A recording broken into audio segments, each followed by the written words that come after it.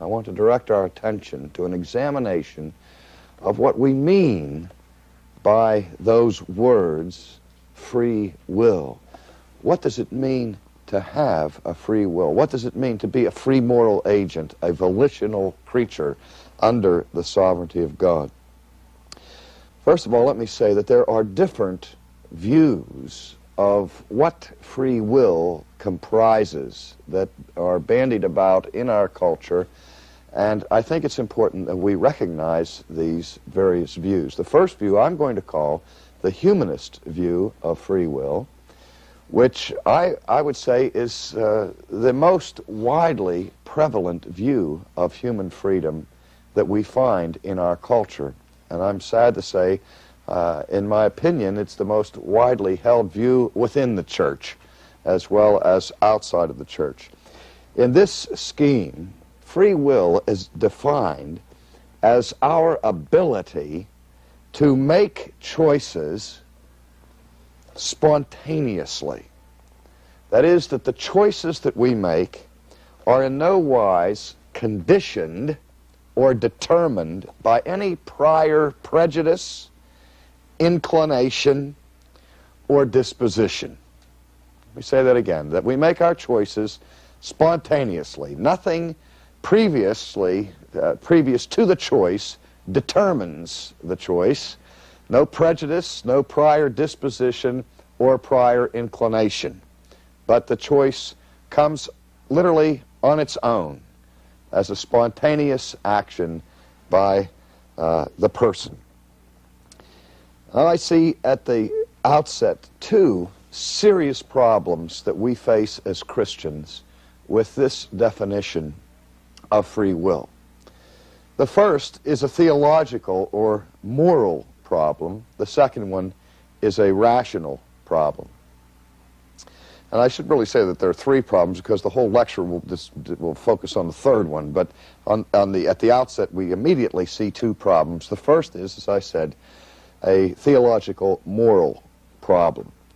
If our choices are made purely spontaneously, without any prior inclination, any prior disposition, in a sense what we're saying is that there is no reason for the choice. There is no motivation or motive for the choice. It just happens spontaneously. And if that is the way our choices operate, then we immediately face this problem. How could such an action have any moral significance to it at all? Because one of the things, for example, that the Bible is concerned about in the choices we make is not only what we choose, but what our intention was in the making of that choice. We recall, for example, the story of Joseph being sold into slavery by his brothers. And when he has this reunion with his brothers many, many years later, and they repent of that former sin, what does Joseph say to his brothers? And when he accepts them and forgives them, he says, "You meant it for evil, but God meant it for good." So that God made a choice in the matter. God had chosen at least to allow this thing to happen and to befall Joseph. His brothers made a choice about what to do with Joseph. Their inclination in the making of that choice was wicked. God also made a choice in allowing it to take place, but God's reason, God's intention in this activity was altogether righteous and holy. And so God, in considering a good deed, for example, not only examines the outward deed itself, the action, but he also considers what? The inner motivation, the intent behind the deed. But if there are no inner motivations, if there are no intents, there's no real intentionality, to use the philosophical term, then how could the action be of any moral significance? It just happens. But even deeper than that problem, we face immediately the question of whether or not such a choice could actually be made. Not simply whether it would be moral if it were made, but could a creature, without any prior disposition, inclination, bent, or reason, even make a choice? Let's look at this by way of a couple of examples. If I have no prior inclination or disposition, what is attractive about that idea is that that would mean that my will is neutral. It's inclined neither to the left nor to the right. It's neither inclined toward righteousness nor towards evil, but is simply neutral. There is no previous bent or inclination to it. I think of the story of Alice in Wonderland, when she, in her travels, comes to the fork in the road, and she can't decide whether to take the left fork or the right fork. And she looks up, and there's the Cheshire Cat in the tree grinning at her, and she asks of the Cheshire Cat, which road should I take? And the Cheshire Cat replies by saying, that depends. Where are you going? And she says, I don't know. Then what does he say? Then I guess it doesn't matter. If you have no intent, no plan, no desire to get anywhere, what difference does it make whether you take the left or to the right? Well, in that situation, we look at it and we think, well, Alice now has two choices. She can go to the left or she can go to the right, when in fact she has four choices. She can go to the left, she can go to the right, or she can turn back and go back where she came from, or she can stand there and do nothing, which is also a choice, and stand there until she perishes from her inactivity. So she has four choices, and the question we're going to ask is, why would she make any of those four choices? If she has no reason or inclination behind the choice, if her will were utterly neutral, what would in fact happen to her? There's no reason to prefer the left to the right, or standing there as far as going back. What choice would she make? She wouldn't make a choice. She'd be paralyzed. And so the problem we have with the humanist notion of freedom is that it's the old problem of the rabbit out of the hat, without a hat, and without a magician. It's something coming out of nothing, an effect without a cause. A spontaneous choice, in other words, is a rational impossibility. It would have to be an effect without a cause. Now, just in passing, I may add that from a biblical perspective, from a Christian view, man in his fallenness is not seen as being in a state of neutrality with respect to the things of God. He does have a prejudice. He does have a bias. He does have an inclination, and his inclination is toward wickedness and away from the things of God. But just let me say that in passing as we look at various Christian views of freedom of the will. I personally think that the greatest book that has ever been written on this subject is entitled simply The Freedom of the Will by America's greatest scholar, Jonathan Edwards. And incidentally, that designation as America's greatest scholar is not my own. That comes from the Encyclopedia Britannica, that has voted Jonathan Edwards the greatest scholarly mind that the United States ever produced. And his work, Freedom of the Will, I think is the closest examination and analysis of this thorny question I've ever read. Of course, Martin Luther's famous work on the bondage of the will is also one that's very important that Christians, I think, need to read. But let's look for a moment at Edwards' definition of the freedom of the will. Edwards says that freedom, or free will, is the mind choosing. Now what he's saying there is that though he distinguishes between the mind and the will, he is saying that the two are inseparably related. We do not make moral choices without the mind approving the direction of our choice. That is one of the dimensions that is closely related to the biblical concept of conscience. That moral choices are, that the mind is involved in moral choices. I become aware of certain options, and if I prefer one over the other, to have a preference before I can make the choice, I have to have some awareness of what those options are for it to be a moral decision. So that the will is not something that acts independent from the mind, but acts in conjunction with the mind. Whatever the mind deems as being desirable is what the will is inclined to choose. Now, in addition to definitions, Edwards gives us sort of an iron rule that I call Edwards' law of free will. And I think this is perhaps his most important contribution to the discussion of human freedom. Edwards declares this, that free moral agents always act according to the strongest inclination they have at the moment of choice.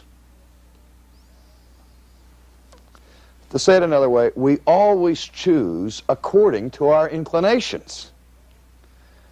And we always choose according to our strongest inclination at a given moment. Let me put it in simple terms. Anytime that you sin, what that action indicates is that at the moment of your sin, your desire to commit the sin is greater in that moment than your desire is to obey Christ. If your desire to obey Christ were greater than your desire to commit the sin, what would you do? You would not sin. But at the moment of choice, we always follow our strongest inclination, our strongest disposition, or our strongest desires. Now,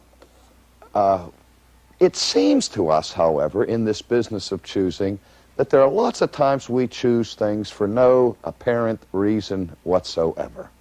For example, if I were to ask you, why are you sitting in the chair that you are sitting in right now? Could you analyze your own internal thought processes and responses to the options that were before you when you came into this room and say with clarity, the reason why I'm sitting on the end here is because I always like to sit on the end chair, or because I wanted to sit next to Gene, or I wanted to be in the front row so I could be on the video camera, or this was the only chair left open and I didn't want to stand and I'd rather sit than stand, and so my desire for sitting was stronger than my desire for standing, and so I sat down. What I'm saying to you is that there's a reason why you are sitting where you are sitting. And it may have been a very quick decision. It may be simply that you're lazy and you don't like to walk, and that the chair that you saw vacant was the closest one available to you. Chances are the reasons go deeper than that. There are some people, if you walk them into a park where there's a park bench that is vacant and room for 3 people, that these people, if you walk them into a park bench, walk them into a park and there's an empty park bench there, and they sit down on the bench, 100 times out of 100, they'll sit on the end of the bench rather than the middle of the bench. In fact, usually it'll be on the left end or the right end. Where other people will always choose the middle. Why? Some people enjoy crowds. They like to be in the middle of the action. They have a gregarious personality. Other people like to stay safely where they can have a safe exit and will stay on the end of the bench. And I was to say, we're not always sitting there analyzing very carefully why we make the choices we make. But there is a reason for every choice that we make. And we always act against or according to the strongest inclination of the moment. Now, There are two things that we may raise immediately to object to Edwards' law of choosing. The first one is, well, I can tell you lots of occasions where I have done things that I really didn't want to do, and I have experienced coercion. Well, what coercion involves is external forces coming into our lives that seek to force us to do things that, all things being equal, we would not choose to do. But in most instances, the power of coercion can usually just reduce our options to two. They can severely reduce our options. The gunman comes up to me on the sidewalk and he puts a gun to my head and he says, your money or your life.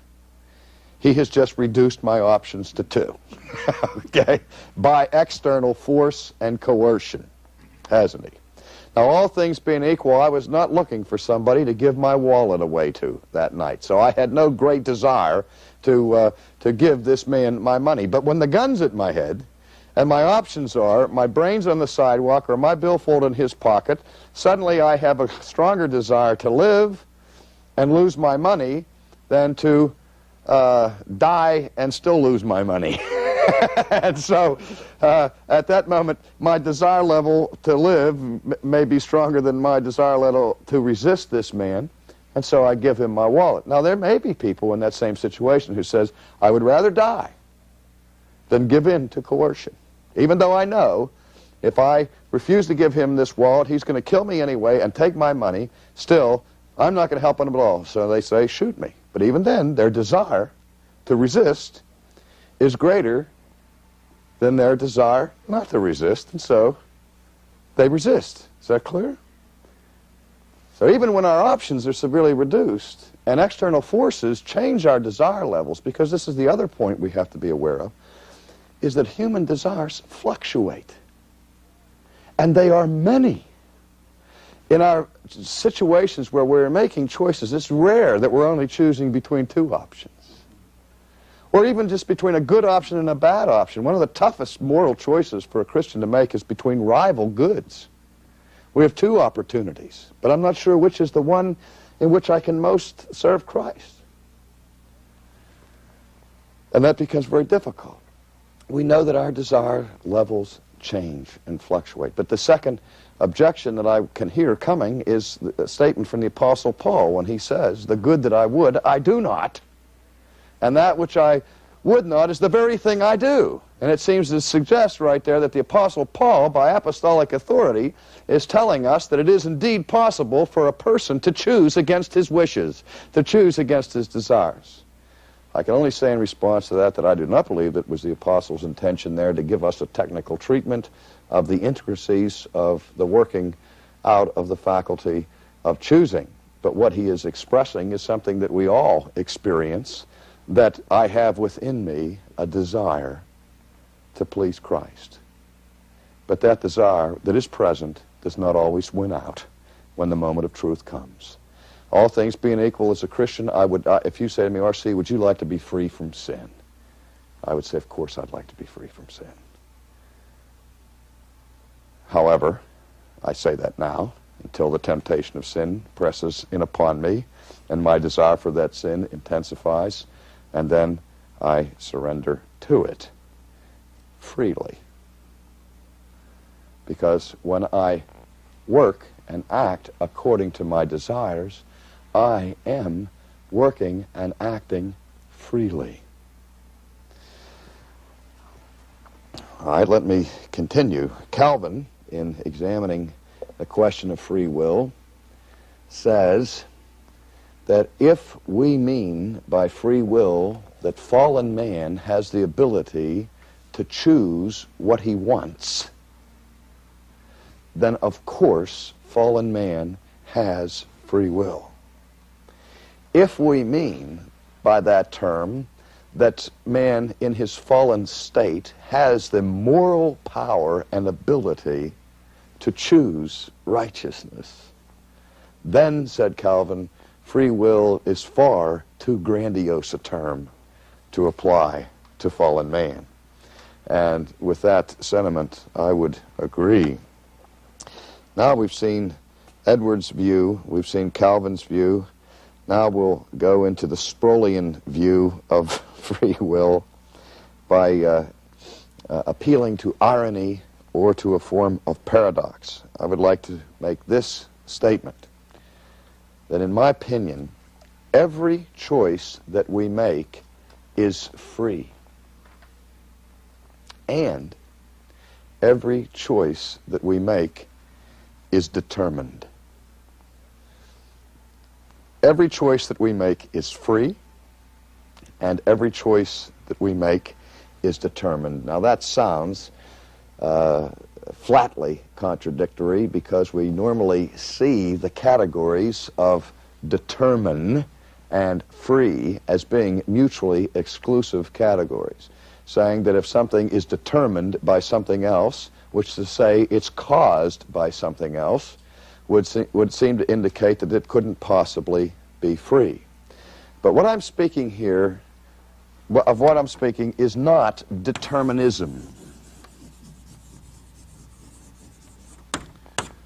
Determinism means that things happen to me strictly by virtue of external forces. But in addition to external forces that are determining factors in what happens to us, there are also internal forces that are determining factors. What we're saying all night, along with Edwards and Calvin, is that if my choices flow out of my disposition and out of my desires, and if my actions are an effect that have causes and reasons behind them, then my personal desire, in a very real sense, determines my personal choice. Now, if my desires determine my choice, how then can I be free? Remember I said that in every choice, our choice is both free and determined. But what determines it is me. And this we call self, you fill it in, determination.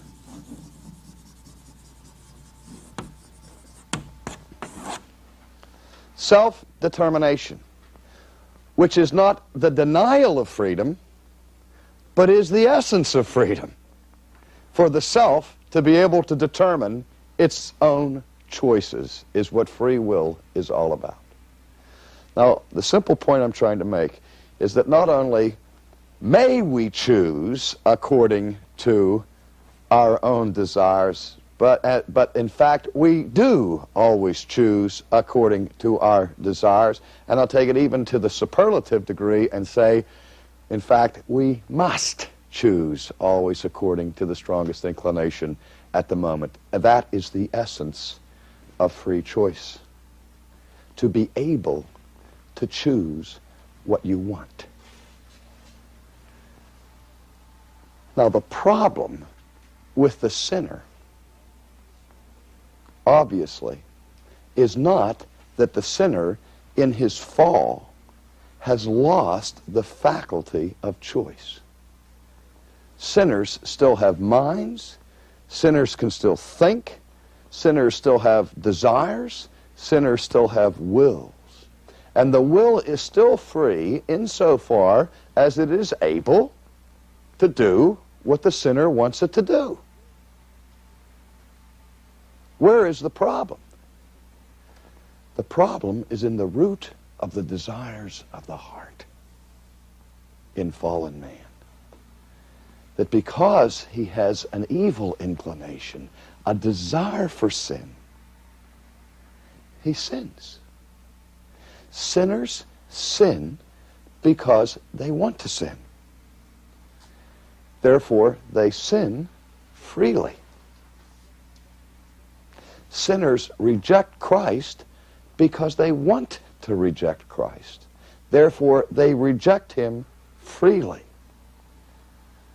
And before a person can ever respond positively to the things of God and choose Christ and choose life, he must have a desire to do that. Now the question is, does fallen man retain any desire in his heart for God, for the things of God? Quickly, I will introduce really our next subject, which will be the biblical view of the radical character of man's fallenness with respect to his desire for the things of God. But before we get to that lecture, let's just tie this one up by speaking of another distinction that Jonathan Edwards has made famous. He makes a distinction between moral ability and natural ability.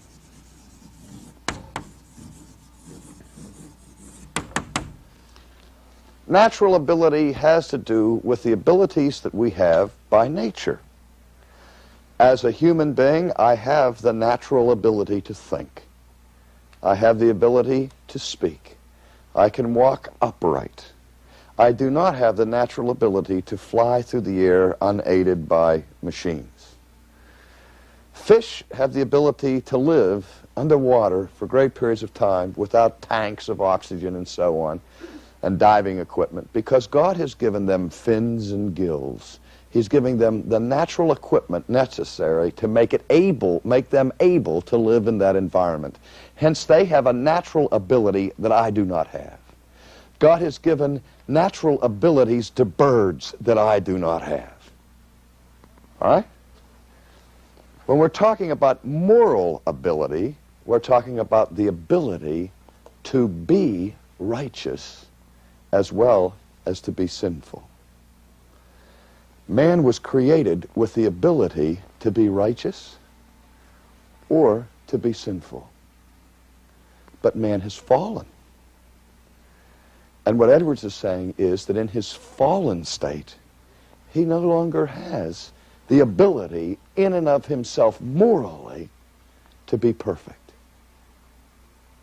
Because he is born in sin, in original sin. He has a fallen nature, a sin nature, which makes it utterly impossible for him to achieve perfection in this world. He still has the faculty of thinking. He still has the ability to make choices.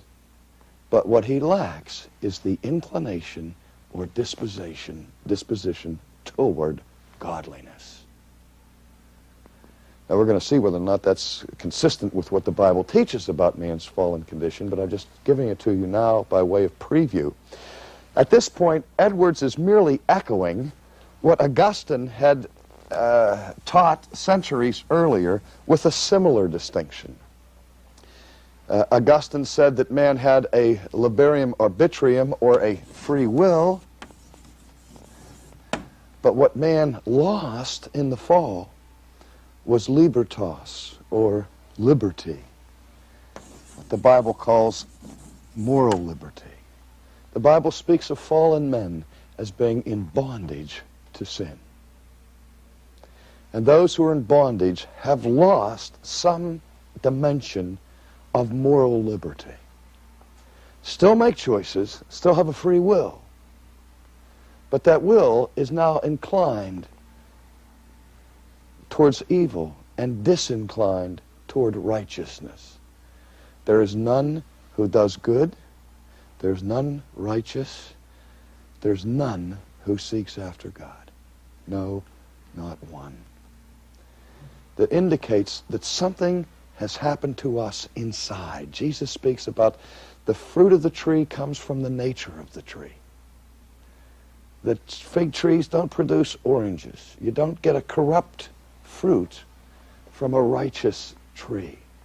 There is something wrong inside of us, in where our desires, our inclinations reside. It is that is in bondage. But even that fallenness does not eliminate the faculty of choosing. So there's really no difference here between what Augustine is calling, when he says we still have free will but not liberty, is the same distinction that Edwards is making between moral ability and natural ability. All right, I need to stop because my time is running out, and simply to say that in our next lecture, We will look at this now from a biblical perspective to see what the Bible says about man's moral ability or the lack of it with respect to the things of God.